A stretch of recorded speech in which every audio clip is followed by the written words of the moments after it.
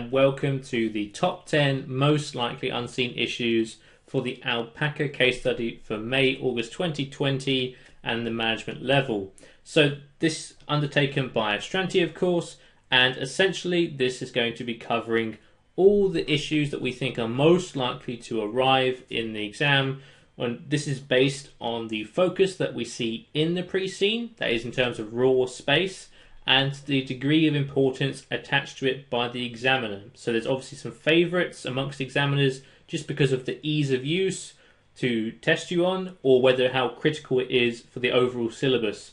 So there are some topics that are more prevalent and some that are less.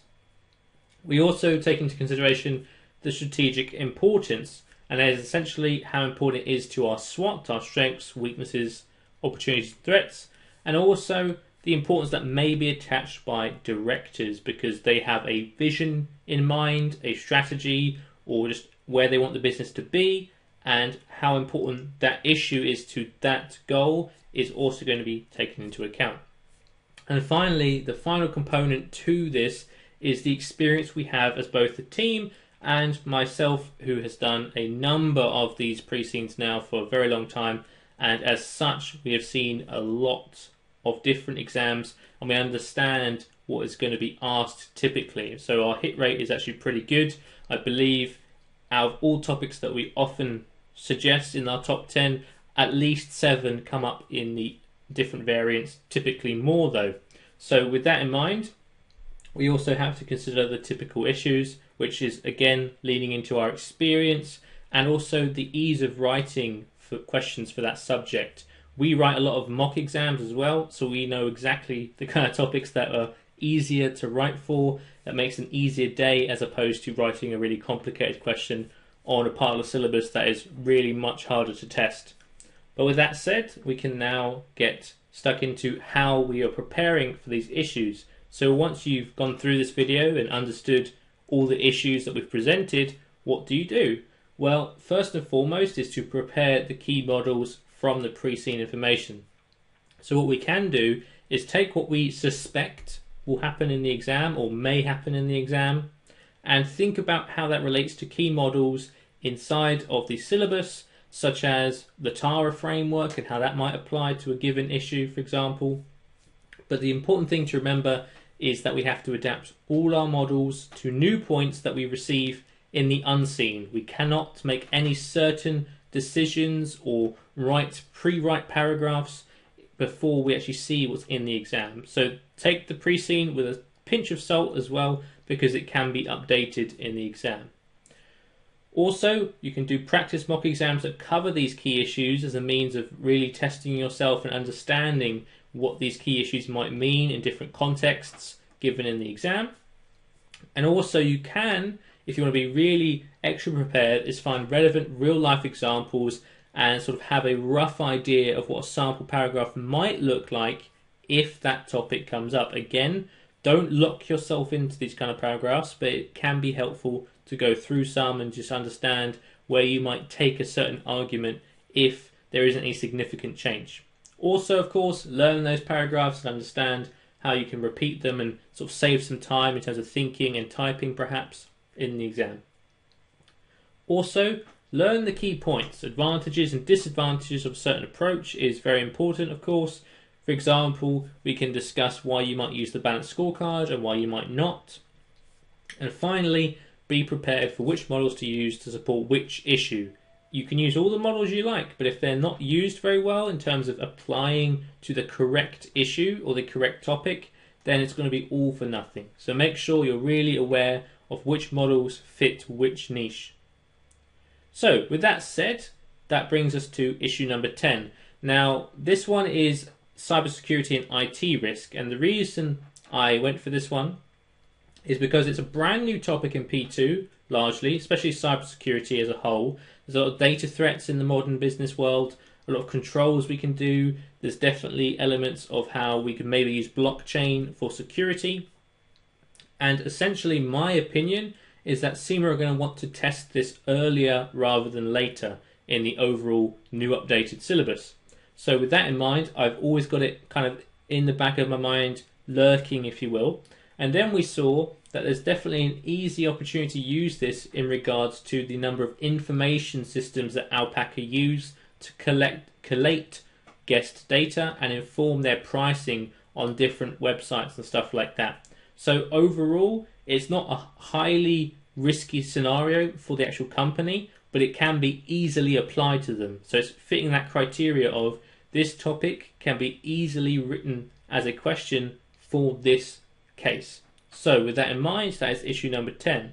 So what are the likely issues? Well, it could be just simply helping a senior financial manager understand what kind of IT risks that are present, how it impacts our different processes. For example, if we lost or had damage to our algorithm, or our algorithm stopped working properly on how to reprice our rooms based on occupancy and competitors, etc., then we'd have a real problem. It would cause us to either overcharge or undercharge, or perhaps something even more drastic like overbook rooms, which could be leading to having to use our more luxury rooms as a compensation package for guests.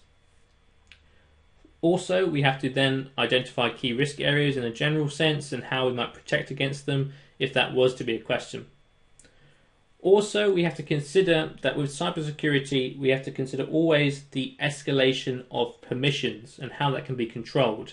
So what this means is how quickly can somebody who has access to, say, a basic user level, just a normal employee on an IT system that everyone uses for work, how quickly can they escalate from that position of not much administrative power to a role or sort of permissions inside the system where they can make real big changes to either the way the software is working. For example, the check-in staff have access to checking in and out of rooms and handling the sort of ins and outs of the hotel. How easy would it be for those people to, or people at that level on the IT system, to escalate their permissions to be able to do something more drastic, like add extensive charges to a specific room for, say, several meals that may or may not have been taken.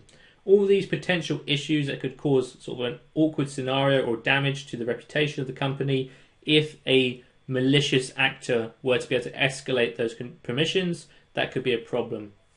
And most importantly, I want you to keep in your mind that this is probably an add-on question to a risk-based question. It's likely going to be a question that centers on risk as a whole and risk management, and then maybe perhaps asking, we've heard about IT risks, how exposed are we, in what ways, etc., and how can we protect against this? That kind of thing is kind of a bolt-on, a secondary requirement, which this may fit in nicely to. So what key points should we raise finally for this issue? Well, types of threats is always a big one. Viruses, hacking, how they transmit in a very brief sense, like networks being used by the viruses to go across them. So that'd be a worm. You don't need to know this in too much depth in terms of the exact mechanics, but you can use your knowledge rather of this topic to describe the risks that are present to the business. Also controls in terms of can be both physical, as in turn off the computers or don't keep them linked or keep them on separate networks, and also the application of these controls. Finally, if we're talking about IT risk in a more broad sense, you want to talk about the severity and likelihood of this risk alongside the recommendations for perhaps mitigating that risk if that is the question. And this brings us to issue number 9. Value chain efficiencies. So the reason I chose this is because costs are very clearly out of control, and typically costs are incurred when we're attempting to add value to provide our service or our product. And my key concern here is that we have a lot more operational costs compared to the year before. That may suggest that we're underutilizing additional staff because we've got this massive amount of operational cost increase. We were told in the pre-scene that wages are the highest cost to this industry. So this suggests that we're paying more people to do the same kind of results, which suggests perhaps we're underutilizing staff and we can maybe reposition them if it's a bit quieter to do something else that is productive for the business. And finally, the way in which we get marked or judged marks in the in the case study exam is decision making is a key part of that, and leadership marks can be earned by making key decisions such as how we might eke out more value and where we can cut costs potentially. So what are the likely issues? Well, these ones are quite straightforward. Where can we achieve further efficiencies? This could be either upgrading technology, it could be reducing costs in a different area that's less important, it could be economies of scale, perhaps we're going to acquire a business to make things easier in certain areas, automation, and finally costing analysis to help that cost saving sort of process. So what do we need to raise in this kind of area? Well, the value chain and how it works can be easily applied in many cases, though do be careful not to assume that they need to know about the value chain if it's already referenced. If they specifically say, can you explain the value chain and how we can, do X, Y, Z? Sure, go for it. But if it's saying a very more specific question about how a certain thing can be improved, you're going to be far more brief on what the value chain is and how it works, but you can still mention it at the start as a good intro. Secondly, the implication of strategic decisions on the value chain. So if we also automate certain aspects, what is the knock-on effect of that? That could be staff morale, for example, the learning curve, you need morale for that, so we could lose some efficiency perhaps there. So maybe we're gaining in some areas, losing in others. Also, areas of possible efficiencies in general, so lowering the operational costs for the same results. So that could be just cutting staff if we overhired by a mistake or something like that. Also, automating some less important admin tasks, perhaps those that don't actually face the customer. Though automating that can maybe help some costs in terms of staff time.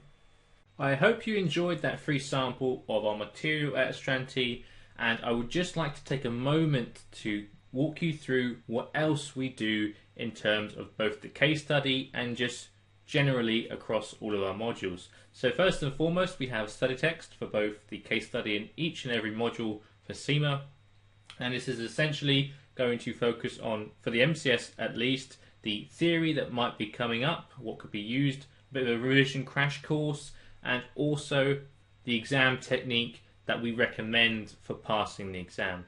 We obviously have the course videos as well, which cover that study text in great detail in terms of walking you through it in a video presentation as opposed to written study text.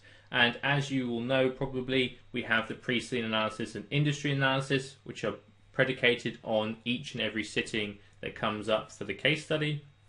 We also do mock exams. Now these are one of the most popular products, particularly with marking and feedback, because they offer a more real-world feedback session with a qualified marker that will give you feedback on where you're going wrong, what can be improved, what you're doing well, and stuff like that for the different mock exams. And we have a great expertise across the team in developing very accurate and well-crafted mock exams for the case study, and that's something that is very, very popular.